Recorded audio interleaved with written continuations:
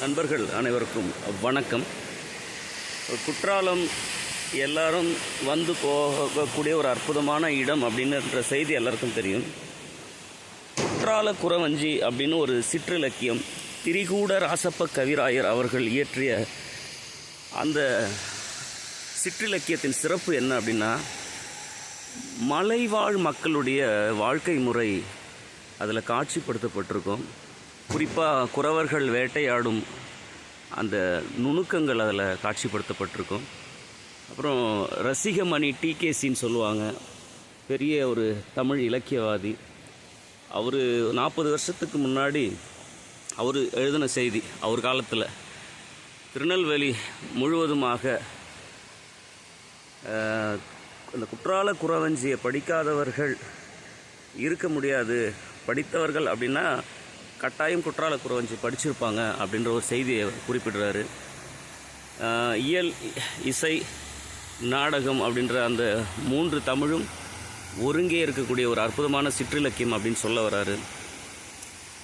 அருமையான இயற்கை காட்சிகளை பேசுகிறாங்க. இதில் அந்த குறத்தி பெண்ணான வள்ளியை முருகன் மணமுடித்த செய்தியெல்லாம் அந்த இலக்கியத்தில் பேசப்படுது. அப்புறம் முருகனுக்கே சீதனமாக இந்த குற்றால மலையே கொடுத்த செய்தியும் அதில் குறிக்கப்பட்டிருக்கு. பல்வேறு மூலிகைகள் நிரம்பிய ஒரு அற்புதமான ஒரு நீர்வீழ்ச்சி குற்றாலம். இப்போது போதுமான அளவு ரசிக்கக்கூடிய அளவுக்கு இதில் தண்ணி வந்துட்டுருக்கு. உங்களுக்கு தெரியும், சில நேரங்களில் மழை மேலே அதிகமாகிடுச்சுன்னா இந்த இடங்கள்லாம் தண்ணி போன செய்தியெல்லாம் நம்ம பார்த்துருக்கோம். இப்போ நம்ம ரசிக்கக்கூடிய அளவுக்கு இருக்குது. தமிழ் மாணவர்கள் தெரிஞ்சிக்கக்கூடிய செய்தி, சிற்றிலக்கியம் அப்படின்னா அந்த சிற்றிலக்கியம் சம்மந்தமாக ஒரு கொஸ்டின் வந்துச்சு, அதை எழுதக்கூட நிறைய பேருக்கு தெரியல.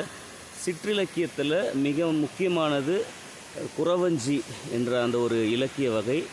அந்த குற்றால குறவஞ்சி இயற்றப்பட்ட இடத்துலேருந்து தான் நம்ம பேசிகிட்டு இருக்கோம். குற்றாலம் அந்த அருவியை நீங்கள் பார்த்துட்ருக்கீங்க. இங்கே ஒரு கடவுள் இருக்காங்க, சிவன் தான் அங்கே ஒரு முழுமுதற் கடவுளாக இருக்காங்க.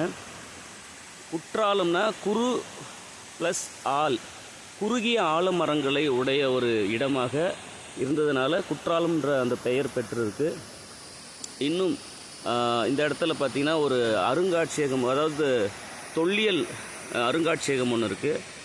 குறிப்பாக இந்த மலையை சுற்றி உள்ள மக்களுடைய வாழ்க்கை முறை அந்த அருங்காட்சியகத்தில் ஆவணப்படுத்தப்பட்டிருக்கு. அதனால் இங்கே சேலத்திலிருந்து மாணவர்கள் இண்டஸ்ட்ரியல் விசிட்டுக்கெலாம் வந்த செய்தியை பார்க்க முடிஞ்சுது. இது வெறும் சுற்றுலாத்தலமாக பார்க்காம தமிழர்களுடைய ஒரு வாழ்விடமாக நீங்கள் பார்த்தீங்கன்னா நம்ம வாழ்க்கையினுடைய அழகியல் புரியும்.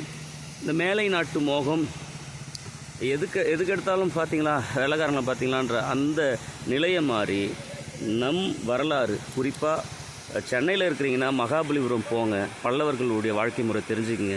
தஞ்சையில் இருந்தால் தஞ்சை பெரிய கோவில் போங்க, சோழர்களுடைய கட்டட அமைப்பை பாருங்கள். இந்த நம்ம தென்காசி பகுதி இருந்தீங்கன்னா குற்றால குறவஞ்சியுடைய சிற்றிலக்கியத்தோடு ஒப்பிட்டு இந்த குற்றாலத்தின் அழகை பார்த்தீங்கன்னா தமிழர் வாழ்க்கை முறை புரியும், நம் பெருமை தெரியும். நன்றி, வணக்கம்.